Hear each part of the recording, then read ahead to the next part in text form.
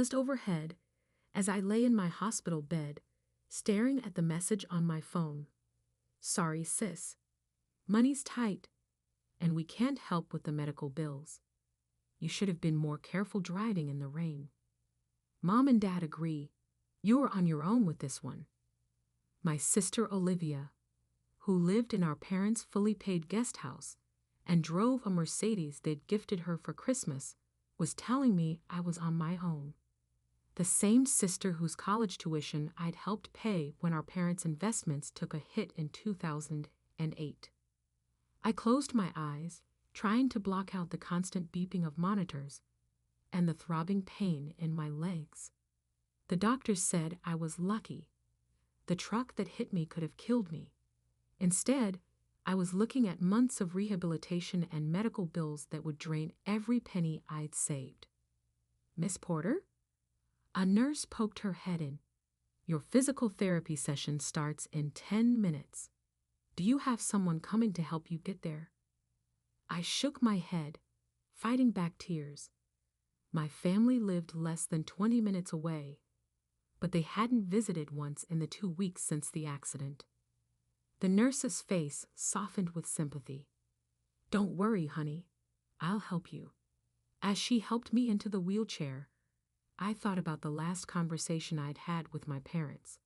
It was at Olivia's 32nd birthday party, held at their sprawling Victorian house that had been in our family for generations. They'd been bragging about Olivia's new job at a prestigious law firm, a position she'd gotten through Dad's golf club connections. Catherine, Mom had said, sipping her champagne, when are you going to get a real career? This financial consulting business of yours. It's not very stable, is it? If only they knew that my unstable consulting business had helped me build a substantial investment portfolio. I'd kept my success quiet, remembering how they'd ridiculed my decision to strike out on my own, rather than join Dad's firm. The physical therapy session was grueling. Every movement sent shots of pain through my damaged legs, but I gritted my teeth and pushed through. The therapist, Mike, was encouraging but realistic. You're doing great, Catherine, but recovery will take time. And it's important to have a support system. I have enough savings. I cut him off. I'll hire whatever help I need. Back in my room, I opened my laptop, determined to at least review some client files. A news alert caught my eye. Morton Financial, my parents' primary investment firm, was facing a liquidity crisis. Their stock had plummeted 60% in a week. I dug deeper, my analyst instincts kicking in. Morton had made risky bets on the real estate market, leveraging their clients' portfolios to buy up distressed properties. Now those investments were imploding. My phone buzzed. A text from Olivia. Only did you see the news about Morton? Mom and Dad are freaking out. They might have to sell the house. I set the phone down without responding. The Victorian house had been our grandfather's pride and joy. He'd built the family's wealth from nothing, but always warned us about the dangers of entitlement. Money shouldn't change who you are, he used to say. It just reveals it. How right he'd been. Another message popped up, this time from my best friend and fellow analyst. David, check your email. Found something interesting about Morton's debt structure. I opened his email and started reading. My eyes widened as I absorbed the implications. Morton's mortgage division had been bundling their loans and selling them to private equity firms at a discount. Among their portfolio was my family's house, the mortgage they'd taken out to fund Olivia's law school, and their lavish lifestyle. A plan began forming in my mind. I might be stuck in this hospital bed, but my brain worked just fine, and I knew exactly how to use that Morton financial crisis to my advantage. David, I typed, remember that investment fund we discussed starting. I think it's time, and I know exactly what assets we should acquire first. I looked out my hospital window at the setting sun, a grim smile playing on my lips. My family thought I was helpless, a burden they could discard. They had no idea that while I lay here, allegedly broken and abandoned, I was about to become their worst nightmare. My fingers moved swiftly over the keyboard as I outlined my strategy to David. Morton would be desperate to offload their toxic assets. With the right structure and timing, we could acquire their entire mortgage portfolio for pennies on the dollar, including the mortgage on my family's precious Victorian. A nurse came in to check my vitals. "Your blood pressure's a bit high," she noted with concern. "Try to rest." "I will," I assured her. "I just need to finish something important." On my screen, David's reply appeared. "You're sure about this? It's aggressive." I thought about my sister's dismissive text, my parents' absence, the cold calculation with which they'd abandoned me in my hour of need. "I'm sure," I typed back. Sometimes the best revenge isn't about getting even. It's about taking control. I closed my laptop and leaned back against the hospital pillows, finally feeling something other than pain and betrayal. I felt powerful. The next morning, I had David bring me every document he could find on Morton Financial's assets. Between physical therapy sessions and doctor's visits, I pored over financial statements, loan documents, and market analyses. Morton's desperation was evident in the numbers. They needed to raise capital fast, and they were willing to sell their loan portfolios at steep discounts to do it. I called in every favor, contacted every industry connection I'd made over the years. My hospital room became my war room, with David acting as my eyes and ears in the financial world. Morton starting to approach potential buyers.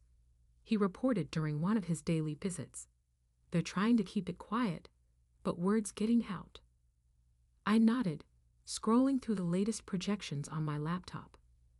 "Have our LLC ready. Everything needs to be in place when they start accepting bids." "Catherine," David hesitated, "your family, they still haven't visited?"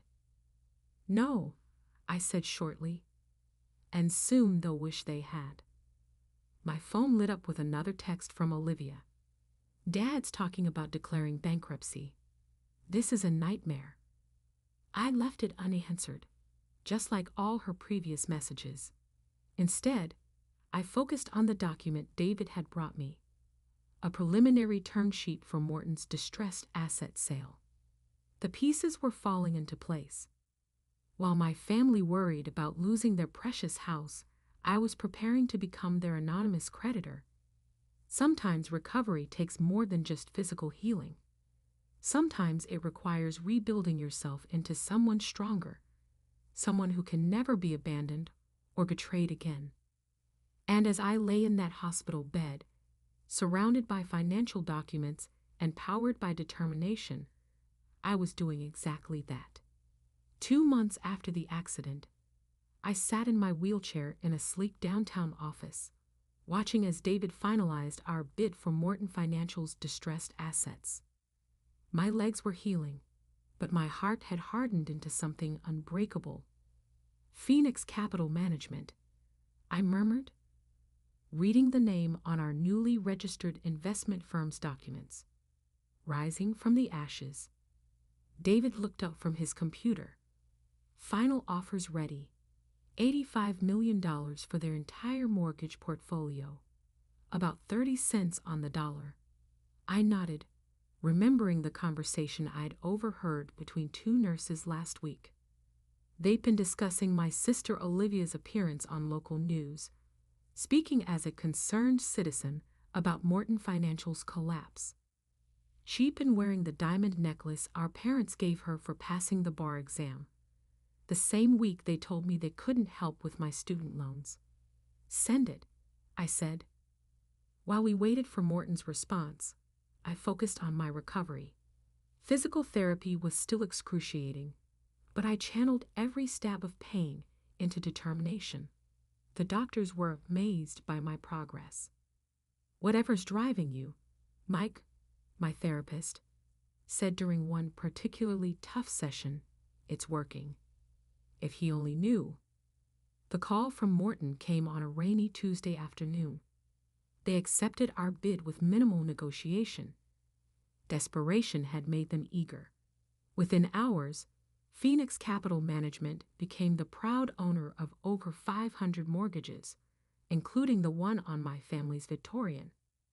I celebrated that night with a painkiller and a spreadsheet, meticulously reviewing each loan in our newly acquired portfolio. Most would be restructured or sold off, but some would receive special attention. The next morning, my phone exploded with messages. Morton had announced the sale of their mortgage division to an anonymous investment firm. My family was panicking. "Mom, they sold our mortgage. What if the new company raises our rates?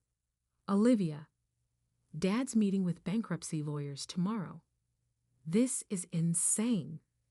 Dad, Catherine, I know we haven't been there for you, but I need your financial expertise. Call me." I deleted them all without responding. David stopped by later with takeout and updates. "The transfer's complete. You now officially own your family's debt." I took a bite of lo mein, savoring both the taste and the moment. Have our management company send out the standard notification letters. And David, make sure my family's includes the new, adjusted terms. You're really going to do it. They made their choice when they abandoned me, I said, my voice steady. Now it's my turn to make mine. The next week, as I graduated from wheelchair to walker, my family received their letter from Phoenix Capital Management. Their mortgage rate was being adjusted to the maximum legally allowable amount, effectively doubling their monthly payment. The explosion was immediate. "Catherine," Olivia burst into my hospital room unannounced, waving the letter. "You have to help us figure this out. Mom's having anxiety attacks. Dad can't sleep." I looked at her designer purse, her perfect manicure, her face flushed with self-righteous concern. "I thought I wasn't your problem." She flinched. "That's not fair. We were dealing with our own crisis." While I was dealing with paralysis, I cut in. "Alone." "We're family," she protested. "Are we? Because family doesn't abandon each other in hospitals. Family doesn't ignore calls for help. Family shows up."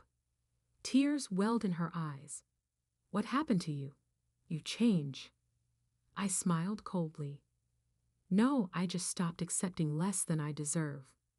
After she left, I had David send another letter to my parents. This one detailed Phoenix's new policy on late payments. There would be no grace period, no exceptions. That evening, my father called. "Catherine, please.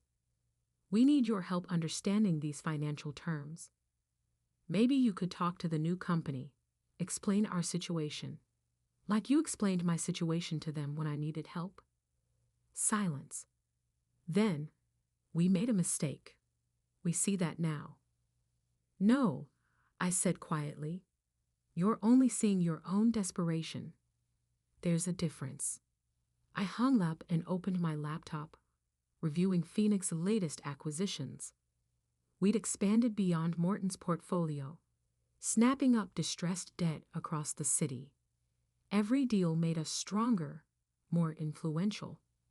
The physical therapist had me practicing with a cane now. Each step was a victory, a reminder that I wasn't the helpless victim my family had abandoned. "Your recovery is remarkable," Dr. Chin said during my checkup. "Most patients take much longer to reach this stage." I didn't tell her that rage could be as powerful a motivator as physical therapy. The next day, David brought more news. My parents had tried to refinance their mortgage, approaching every bank in town. They were denied, he reported. Their credits shot from the Morton collapse. I nodded, unsurprised. And the house? They've listed it for sale. No takers yet. The Victorian had been in our family for 3 generations. My grandfather had bought it with his first real estate profits, turning it from a rundown property into a symbol of success. Now it would become a symbol of something else, the price of betrayal. My phone buzzed with a text from Mom. "We're having a family meeting tonight about the house. Please come. We need you." I stared at the message, remembering all the unanswered calls I'd made from my hospital bed. All the nights I'd laid awake, fighting pain and loneliness, while they lived their lives as if I didn't exist. "Can't make it," I texted back. "I have a meeting with my investment advisors." Let them wonder about that. Let them speculate about my finances while their own crumbled. Because soon they would learn just how expensive abandonment could be. That night, I sat in my apartment. I checked out of the hospital last week, looking at old family photos. Happy faces smiled back at me, preserving moments when I'd believed in unconditional love and family loyalty. "You were right, Grandpa," I whispered to his image. "Money doesn't change people, it reveals them." My laptop chimed with an email notification. David had sent the latest report on Phoenix Holdings. Our company had grown exponentially, attracting attention from major players in the finance world. But I wasn't interested in their attention. I was focused on one particular asset, a Victorian house that would soon teach my family the true meaning of consequences. 3 months after Phoenix Capital acquired my family's mortgage, I stood without assistance in my office on the 40th floor of downtown's most prestigious building, looking out at the city below. My cane rested against the desk, rarely needed now, except on particularly tiring days. My phone buzzed, a text from David. "They're here." I smoothed my designer suit, a small smile playing on my lips. "Send them up." Minutes later, my family walked into my office. Their shocked expressions as they took in the luxurious space, the stunning view, and my position behind the massive desk were almost worth every painful step of my recovery. "Catherine?" Mom's voice wavered. This is your office. Welcome to Phoenix Capital Management," I said calmly. "Please, sit down." They sank into the leather chairs facing my desk. Dad looked older than I remembered, his face lined with worry. Olivia had lost her polished shine, her designer clothes replaced by something more modest. Mom's hands trembled as she clutched her purse. "You work here?" Olivia asked, her eyes darting around the office. "As what?" "Not exactly." I pressed a button on my desk, and the wall behind me lit up with the Phoenix Capital logo. "I own it." The silence that followed was deafening. That's impossible," Dad finally managed. "Phoenix Capital is the company that bought our mortgage. They're worth hundreds of millions. The latest valuation puts us at just over $1 billion. I kept my voice professionally detached. "Would you like to see the paperwork?" Mom started crying. Not the elegant tears she shed at charity galas, but ugly, racking sobs. All this time, while we were drowning in debt. "You were successful?" I finished for her. "Yes. No thanks to any of you." "Why didn't you tell us?" Olivia demanded. "Why did you let us suffer?" I leaned forward, my hands flat on the desk. "Let you suffer? Like you let me suffer in that hospital, alone in pain, wondering why my family hadn't bothered to visit. We were dealing with our own crisis," Dad protested weakly. "No," I cut him off. "You were dealing with the consequences of your own choices. The risky investments, the lavish spending, the constant need to maintain appearances. And when I needed you most, you decided I wasn't worth the inconvenience. I pulled out a folder and laid 3 documents on the desk. Option 1. I foreclose on the house immediately. You have 30 days to vacate. Dad's face went pale. Option 2. You keep the house, but with the current terms. Double payments, no grace period, no exceptions. Mom's sobs grew louder. Option 3. I slid the final document forward. You sign the house over to me. I let you stay as tenants, with reasonable rent, but you acknowledge that you've lost any claim to our grandfather's legacy. You're enjoying this, Olivia accused, her voice bitter. You're punishing us. No, I said quietly. I'm teaching you what it feels like to be abandoned by family. I stood up, walking to the window without my cane. You know what got me through those weeks in the hospital. Not the pain medication, not the physical therapy. It was understanding that I had to become someone who could never be hurt like that again. Catherine, please, Mom whispered. We're sorry. We were wrong. Sorry because you mean it, or sorry because I hold your fate in my hands? No one answered. I turned back to face them. You have 24 hours to decide. Choose wisely. After they left, David came in. You okay? I nodded, watching their car pull away 40 stories below. Have the papers ready for whatever they choose. And if they go public, try to challenge your ownership?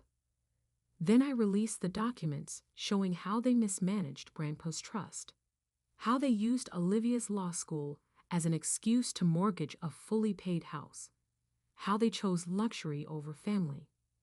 The next day, exactly 23 hours later, they returned with the signed option 3 documents. No one spoke as I reviewed the paperwork, my signature joining theirs in crisp black ink. The rental agreement will arrive tomorrow, I said, closing the folder. I suggest you read it carefully. Is this it? Olivia asked, her voice small. Are we just done as a family? I met her eyes, seeing for the first time how much the past months had changed her. The entitlement was gone, replaced by something that looked almost like understanding. Family, I said softly, isn't about shared DNA or shared property. It's about being there when it matters most. You taught me that. And there's no going back. Mom's question carried all the weight of her regret. I thought about the lonely hospital nights, the unanswered calls, the casual cruelty of their abandonment. Then I thought about Grandpa's words about money revealing true character. Going back? No, but forward. That depends on you. They left quietly, the victory I'd imagined feeling more hollow than I'd expected. But as I watched the sun set over the city, I knew I'd done what was necessary, not for revenge, but for justice. Not to hurt them, but to teach them. Money hadn't changed me.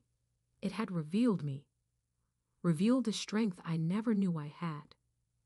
1 year later, I stood in front of the Victorian, its restored grandeur a testament to the renovations I'd overseen. My family still lived there, paying their rent on time, learning slowly what it meant to live within their means. Olivia had quit her prestigious law firm to work at a nonprofit. Mom had started volunteering at the hospital where I'd recovered. Dad had finally retired, spending his days restoring classic cars instead of chasing status.